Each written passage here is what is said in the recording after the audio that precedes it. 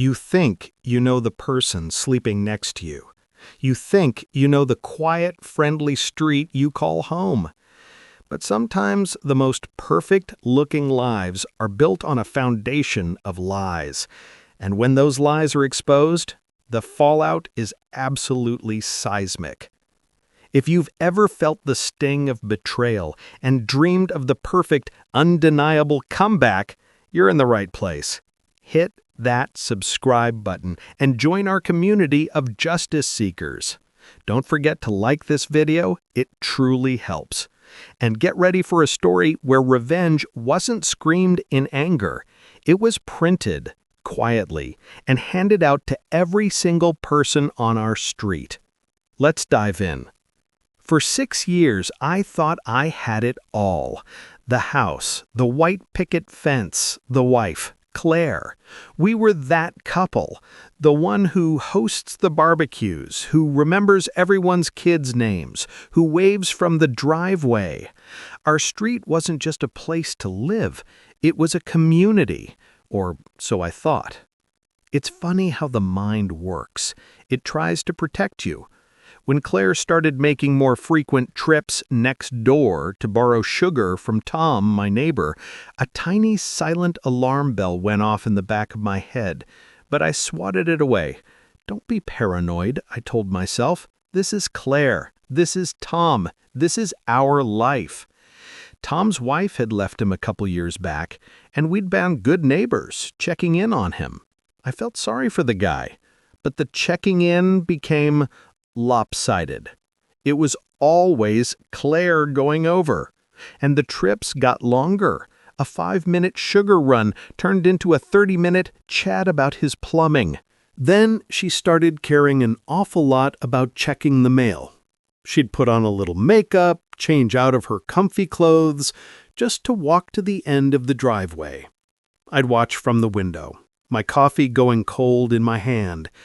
She'd linger by the mailbox, her eyes suddenly flicking toward Tom's house, a small, secret smile playing on her lips that was never meant for me. The human heart is an expert in denial. It will build entire fortresses of excuses to avoid facing a truth that will shatter its world. But denial has its limits. The day the fortress crumbled, I came home early from work. My stomach was in knots all day for no reason I could pinpoint. As I turned onto our street, the first thing I saw wasn't our house. It was Claire's car, parked not in our driveway, but in Tom's. My blood didn't boil. It went cold, ice cold. I pulled into my own driveway, slowly, mechanically. The engine cut, and the silence was deafening. I stared at her car, that familiar vehicle I'd ridden in 1,000 times, now looking like a stranger, a betrayer. And then I saw it. Tom's garage door. It wasn't all the way open. It wasn't all the way closed. It was shut just enough to provide a veil of privacy, but open just enough to not look suspicious. It was the door of a coward. It was the door of a secret. I didn't storm over. I didn't yell. I just sat there, in the driver's seat, feeling the entire architecture of my life, my marriage, my trust, collapse into dust inside my chest. It was a physical pain, a hollow, aching vacuum where my heart used to be. This was the gut punch, the one that steals your breath and your sanity all at once. In that moment of sheer, devastating clarity, a strange calm descended upon me. Anger would have been easy. It would have been satisfying in the short term. But it would also have been messy, undignified. It would have made me look like the irrational one. She was counting on that. She was counting on me to be the predictable, emotional husband who would burst in and give her the perfect excuse to play the victim. No, not this time. If they wanted to be sneaky, I would be smarter. If they wanted to play in the shadows, I would turn on every single light on the entire street. the plan began that day. It was born not from rage, but from a cold, focused determination for justice. I became a ghost in my own home, a silent observer. I noticed our shared tablet, synced to her phone, still received her messages. She'd forgotten. A careless mistake born of overconfidence. The first time I saw a text pop up, my hands trembled. It was from Tom. "Miss you already." I felt nauseous. But I took a screenshot, and then another. I documented everything. Photos of her car in his driveway, time-stamped.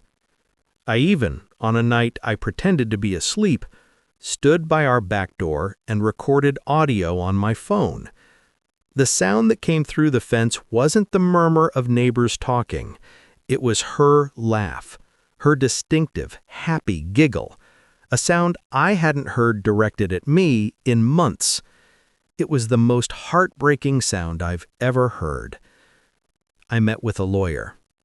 I had the papers drawn up. I was preparing for the end, but I was going to ensure it ended on my terms. And then fate delivered the perfect opportunity. The annual summer block party. It was the social event of the year for our street. Everyone would be there. Grills smoking, coolers full, kids running everywhere. And this year, I volunteered to make the flyers. The design was perfect. On the front, all the usual details. Annual summer block party. Saturday, bring a side dish. All cheerful fonts and clip art of barbecues. But on the back, in a font size that was small but perfectly, undeniably readable, I placed a single screenshot. I chose it carefully. It wasn't the most explicit, but it was the most damning, the one that revealed the sheer audacity of their deception. Her text to Tom. "I love how easy it is to sneak over while he's at work. He'll never know." I didn't add a caption. I didn't sign it. The evidence would speak for itself. I printed 100 copies. The stack sat innocently on my desk, a powder keg of truth waiting for a match. The day of the party was bright and sunny. A perfect day for a perfect neighborhood. Claire was all smiles, putting on a show, playing the happy wife. Little did she know, the show was about to start, and she was the star. I placed the stack of flyers on the main food table. "Grab one," I said cheerfully. "All the info's on there." It started slowly. I saw Mrs. Henderson from number 42 pick one up. She read the front, then absently flipped it over. Her eyes scanned the back. She froze. Her hand flew to her mouth. She looked sharply at Claire, then at Tom, who was already by the grill pretending to be a master of burgers. Then her eyes found me. I gave her a small, sad smile and a barely perceptible nod. The news spread like a ripple in a pond, a whisper to a husband, a nudge to a friend, the flip of a flyer. The atmosphere shifted. The cheerful noise of the party was now underscored by a low, buzzing hum of whispers. Eyes were darting, people were clustering. I saw Claire first get confused, then anxious. She could feel the change in the air, the temperature of the crowd turning cold towards her. She was squirming, trying to laugh off the strange looks. The climax came from old Mr. Peterson, a blunt, retired man who had no time for subtlety. He ambled up to Claire, holding the flyer. "So, Claire," he said, his voice carrying in a sudden lull in the music, "been sneaking through the fence lately?" The silence was instant and absolute. You could hear a pin drop. Every single head turned, every set of eyes locked onto her. Claire's face didn't just flush, it turned a deep, mortified crimson, a stark contrast to her summer dress. Her mouth opened and closed, but no sound came out. It was the look of a person whose entire world has just been publicly dismantled in front of everyone she knows. The gig was up. The secret was out.